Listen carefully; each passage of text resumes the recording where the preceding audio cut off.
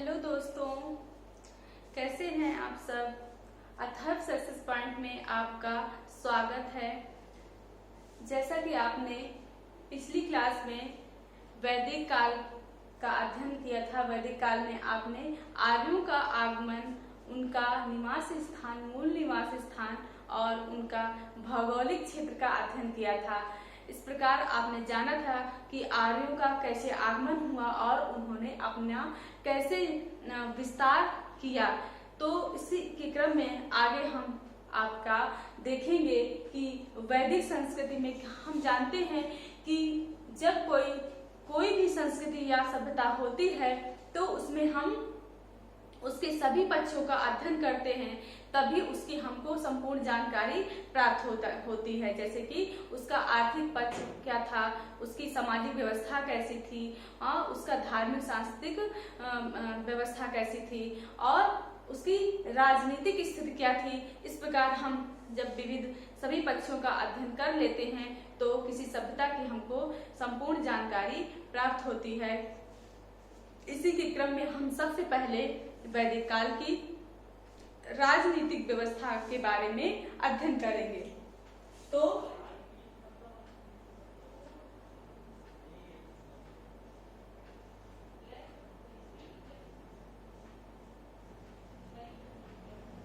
ऋग्वैदिक काल की ऋग्वैदिक आर्यों की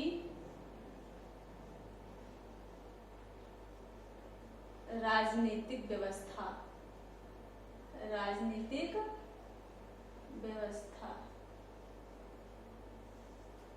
ऋग्वैदिक आर्यों की राजनीतिक व्यवस्था का हम अध्ययन करेंगे। आप जानते हैं कि वैदिक सभ्यता एक ग्रामीण परिवेश की सभ्यता थी। इसके पहले हड़प्पा सभ्यता कैसी थी, नगरीय परिवेश की सभ्यता थी। तो चूंकि इसमें ग्रामीण परिवेश की हमको जानकारी प्राप्त होती है, व्यवस्थाएं दिखाई पड़ती हैं, उनके लक्षणों का आभास होता है, इसलिए हम इसको बोलते हैं कि यह एक ग्रामीण व्यवस्था थी, वे ग्रामीण सभ्यता थी। तो ऋग्वैदिक आर्य ग्रामीण थे, तो इसलिए इनको ग्रामीण व्यवस्था कहेंगे, ग्रामीण व्यवस्था थी। और ऋग्वैदिक लोग कैसे थे, पशुचारी लोग थे, पशुचारी कैसे थे, यानी कि पशु को चराकर वह अपना जीवन निर्वाह करते थे। तो पशुचारी व्यवस्था थी। और इसके बाद या चारागाही, तो आपको यह याद रखना है कि पशुचारी या चारागाही व्यवस्था थी। इसके बाद उन्होंने पशुओं पर विशेष ध्यान दिया, मतलब कि उनका मुख्य व्यवसाय पशु था। और ग्रामीण सभ्यता थी आदि जो है मतलब कि वह कबीली व्यवस्था भी थी। कैसी थी, कबीलाई व्यवस्था, मतलब कि कबीलाई जनजाति थी यह। तो ऋग्वैदिक लोग कैसे थे, कबीलाई लोग थे, कबीलों में संगठित थे। ठीक, छोटे छोटे कबीले थे और यहाँ पर एक राष्ट्र या राज्य का कोई कॉन्सेप्ट नहीं था। क्यों? क्योंकि यह एक कबीलाई जनजाति थी और कबीलाई जनजाति में क्या होगा, कबीलाई जनजाति में राज्य और राष्ट्र की इतने बड़े समूह की कल्पना नहीं हो सकता। छोटे छोटे परिवार को लोग कबीलों में इकट्ठित थे, तो यह इसलिए कबीलाई व्यवस्था कहलाती है। तो ऋग्वैदिक आर्य में जब हम उसकी राजनीतिक व्यवस्था देखेंगे तो इसमें कोई वैसे किसी सम्राट या कोई एक व्यवस्थित राजनीतिक संगठन का अभाव दिखाई देगा, क्योंकि यह एक जो पशुचारी और चारागाही व्यवस्था होगी उसमें इस तरह की व्यवस्था का होना संभव नहीं पाया जाएगा। जब वह एक साम्राज्य का रूप लेगा जिसमें एक राष्ट्र का या राज्य की कॉन्सेप्ट कल्पना की जाएगी, कॉन्सेप्ट उसमें होगा, तभी हम कह सकते हैं कि एक सुदृढ़ राज्य व्यवस्था, राजनीतिक व्यवस्था की परिकल्पना होगी, जिसमें कि एक राजा का और उसके विविध मंत्रियों का उल्लेख होता है। वह कॉन्सेप्ट उत्तर वैदिक काल में हम आगे लगभग देखेंगे। अभी हम देखेंगे कि ऋग वैदिक काल की राजनीतिक व्यवस्था कैसी थी। तो जो ऋग वैदिक आर्य थे वह कैसे विभाजित थे? जनों में विभाजित थे। इसमें जनों में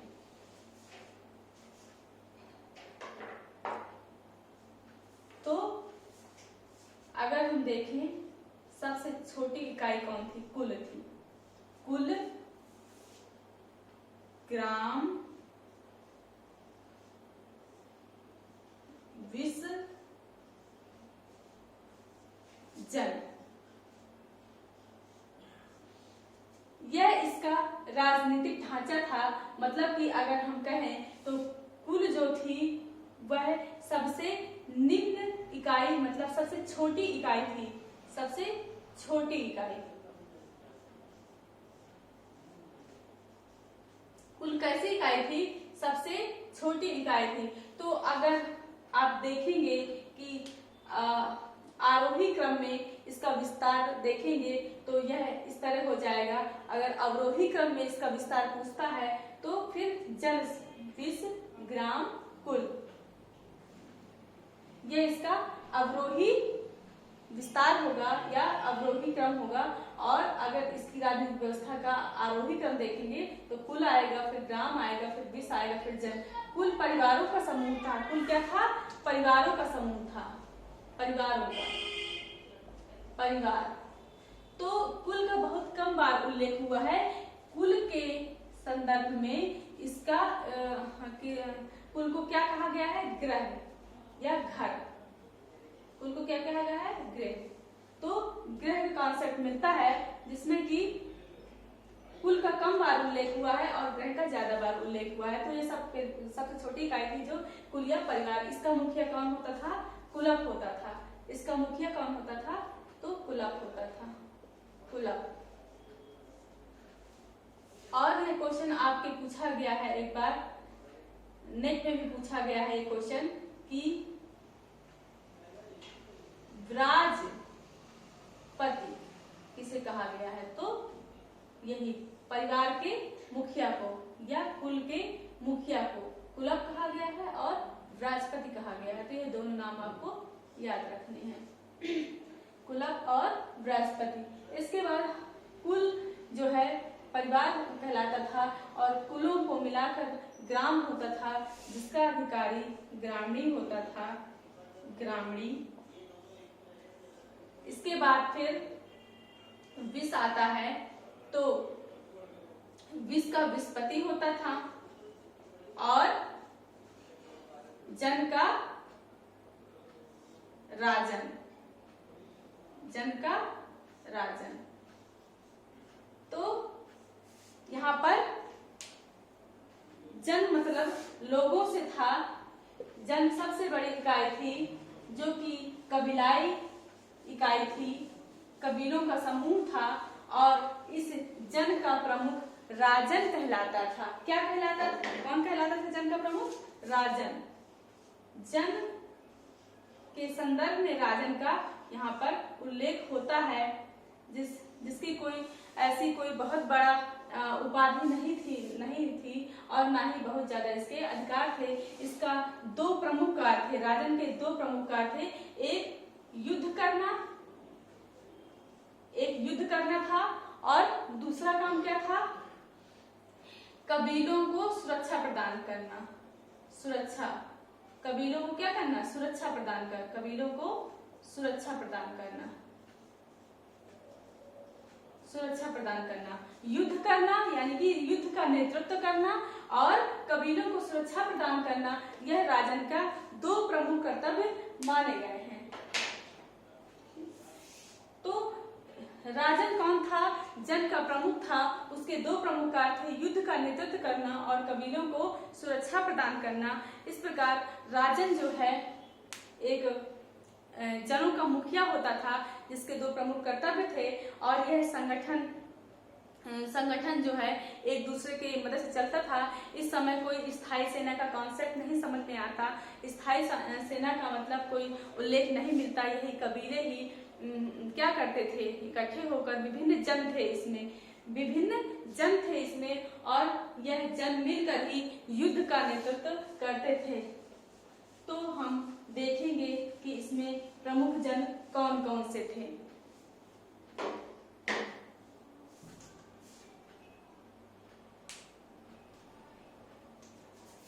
तो जन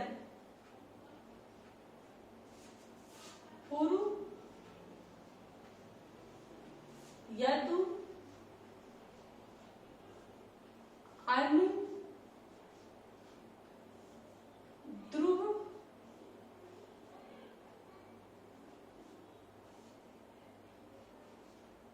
तुर्वस, ये कौन थे? ये जन थे। ठीक है, पुरु, यदु, अनु, ध्रुव, तुर्वस, यह प्रमुख 5 जन थे। 2 3 2 5। ये कौन कहलाते थे? ये पंचजन कहलाते थे। पंचजन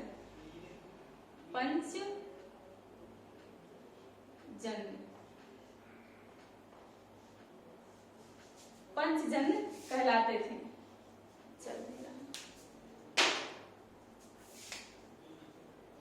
हाँ, तो हम देखते हैं कि यह पंचजन कहलाते थे और यही जन आपस में कबीलों में इकट्ठे थे, अलग अलग कबीलों में, और कबीले ही मिलकर सेना का काम करते थे और किसी युद्ध का नेतृत्व करते थे। इनका युद्ध किस लिए होता था? इनका युद्ध गायों के लिए होता था।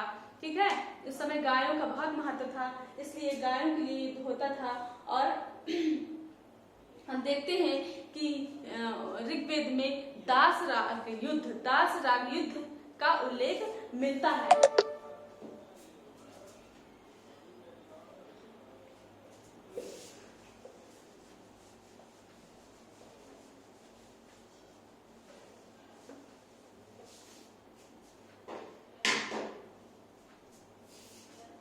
ऋग्वेद में दास राग युद्ध का उल्लेख मिलता है। दास राग, ऋग्वेद में दास राग युद्ध का उल्लेख मिलता है, जिसमें कि आर्य और अनार्य, ये क्वेश्चन पूछा जाता है कि पूछा हुआ है आईएएस में भी एक बार क्वेश्चन पूछा गया है कि दास राग युद्ध किनके मध्य हुआ था, किनके मध्य यह युद्ध हुआ था। तो उसमें था आर्य या अनार्य, आर्य और अनार्य, दोनों में आर्य और अनार्य। ठीक, तो ऐसे करके ऑप्शन बनाए गए थे। तो आपको यह समझना है कि यह युद्ध जो विश्वामित्र द्वारा आर्यों और अनार्यों दोनों को सम्मिलित करके 10 जनों को भेजा गया था। ठीक है, 5 आर्य 5 अनार्य लोगों को, जिसमें अनार्य लोग कौन थे? अनिल, पथ, भलानस, सिवि, विषाणु।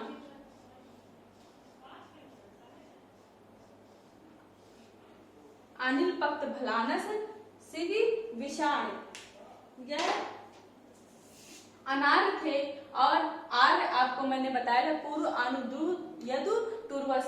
तो ये लोग जो थे आर्य और अनार्य दोनों ने मिलकर किसके साथ युद्ध किया था?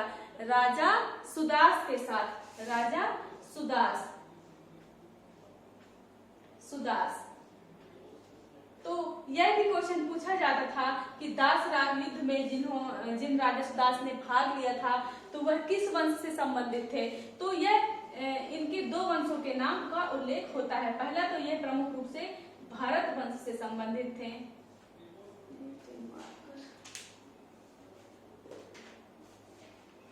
पहला ये भरत वंश से संबंधित थे और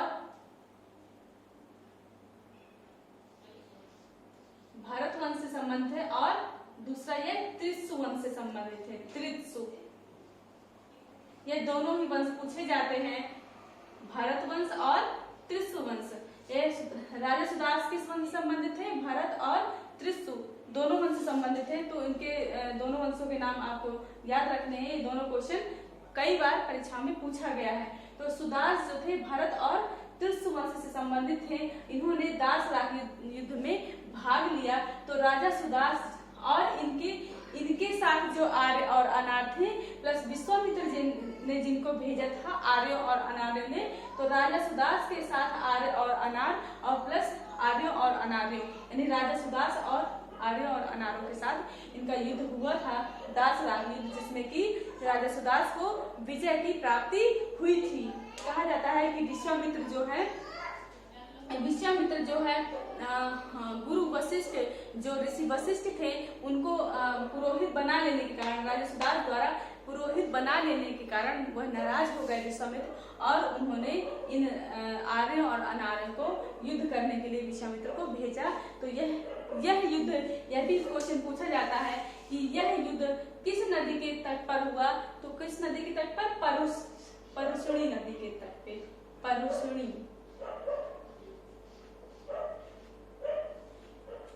परुष्णी नदी के तट पर यह युद्ध हुआ, और इसको परुष्णी को क्या रावी नदी कहते हैं, रावी नदी को परुष्णी नदी बोलते हैं। ठीक है, ये आपको मैंने अभी पिछली क्लास में बताया हुआ है। तो परुष्णी नदी को रावी नदी बोलते हैं, और इसी नदी के किनारे दासराग युद्ध का जो है क्रियान्वयन हुआ, यह युद्ध हुआ। तो यह बहुत ही महत्वपूर्ण युद्ध है। इसके बाद हम देखते हैं दासराग युद्ध हो गया। जैसे कि हमको मालूम पड़ता है कि उस समय युद्ध होते थे, यानी कि हम देखेंगे ऋग्वैदिक काल में तो युद्ध होते रहते थे, और गायों के लिए और अन्य चीजों के लिए युद्ध होते रहते थे। उस समय गायों की चोरी बहुत होती थी चूंकि, और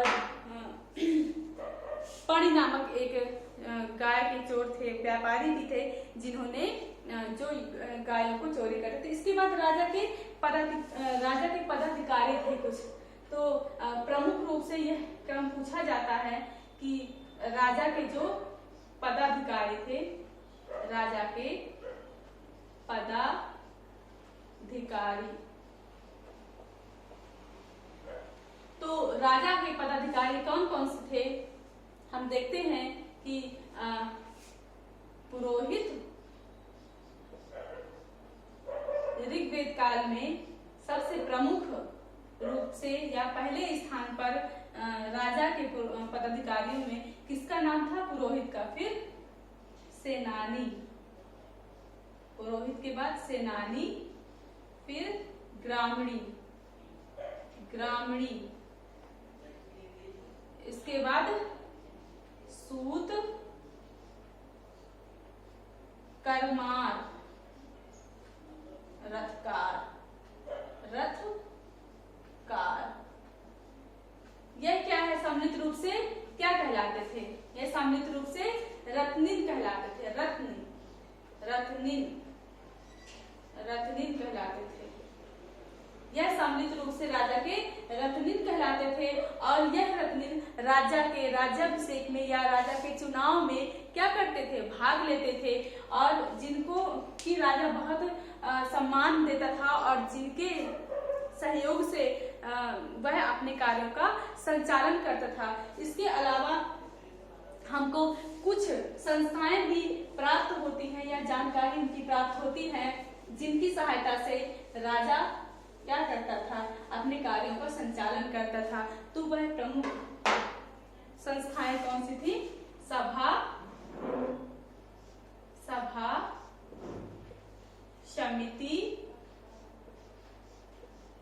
समिति और विदत।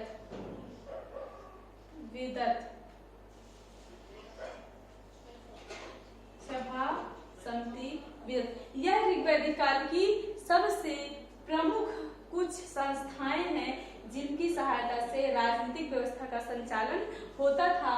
और सभा जो थी उच्च या श्रेष्ठ लोगों की या वृद्ध जनों की जो संस्था थी, और सभा जो है जिसमें उच्च लोग भाग लेते थे। तो सभा में उच्च लोग भाग लेते थे, वृद्ध लोग भाग लेते थे और सभा को ऋग्वेद में सभा का जो है 8 बार उल्लेख होता है। कितनी बार? 8 बार उल्लेख होता है और समिति का 9 बार उल्लेख होता है। तो सभा का 8 बार उल्लेख होता है। सभा को आज के हम संसद के संदर्भ में देखें तो यह क्या थी? राज्यसभा के समकक्ष कहा जा सकता है, क्योंकि इसमें उच्च वर्ण के लोग भाग लेते हैं। जिस प्रकार राज्यसभा में जो है श्रेष्ठ लोग आते हैं चुनकर, इस प्रकार क्योंकि उसमें क्या होता है? अप्रत्यक्ष चुनाव होता है। तो इसी तरह यहाँ पर भी सभा में क्या था? जनता द्वारा नहीं चुने जाते थे और यह कहते हैं अप्रत्यक्ष जो सभा है इसमें श्रेष्ठ लोग भाग लेते थे। और इसकी महत्वपूर्ण विशेषता थी कि इसमें स्त्रियां भी भाग लेती थी सभा में। क्या थी?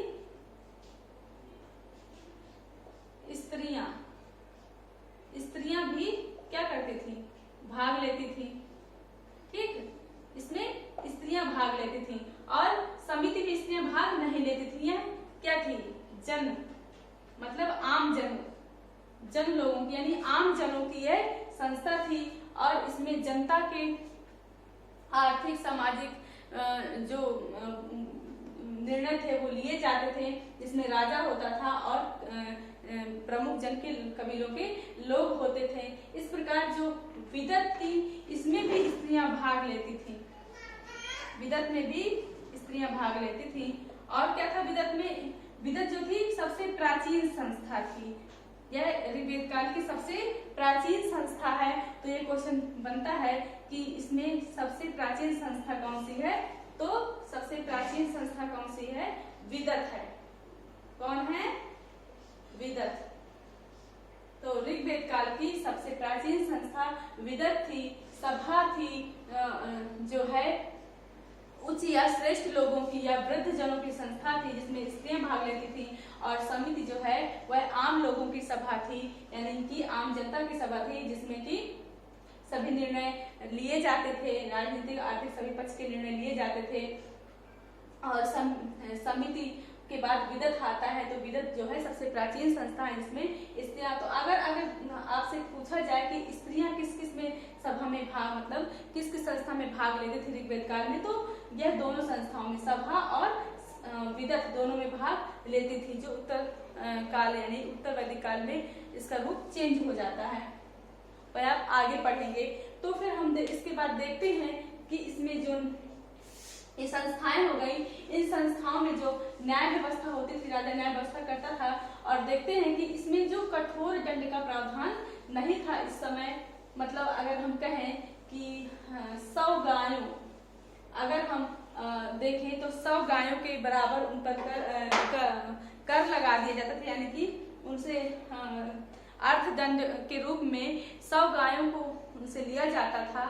और अगर उसकी बात करें शारीरिक दंड की, तो उन्हें क्या दिया जाता था? उनको मतलब समाज से बहिष्कृत कर दिया जाता था। बस यही दंड था। तो सामान्य सी इसमें कॉन्सेप्ट है, इसमें कोई ज्यादा महत्व मतलब कठोर दंड का प्रावधान हमको ऐसा नहीं देखने को मिलता। तो हम देखते हैं कि इसकी राजनीतिक व्यवस्था, इसके बाद इसमें न्याय व्यवस्था अगर हम देखते हैं, मतलब राजनीतिक व्यवस्था में अगर हम देखते हैं राजा न्याय करता था, सभी को न्याय प्रदान होता था। इसके बाद हम देखते हैं कि इसमें जो राजन होता था उसमें साधारण राज्याभिषेक होता था रत्नियों की सहायता से। सभा और समिति इसमें बहुत महत्वपूर्ण राजन के उसमें योगदान करती थी उनके राजन को बनाने में। तो राजा को बनाने वाले सभा और समिति थे, जिसको कहा जाता है बाद में अथर्ववेद में सभा और समिति को क्या कहा गया था? प्रजापति की 2 पुत्रियां कहा गया है। 2 पुत्रियां यानी कि नरिष्ठा, जिसका उल्लेख मिलता है। तो उसमें और ज्यादा उसमें होता है। लेकिन देखते हैं हम कि सभा और समिति का ऋग्वैदिक काल में बहुत महत्व होता है। राजा पर इनका नियंत्रण होता है।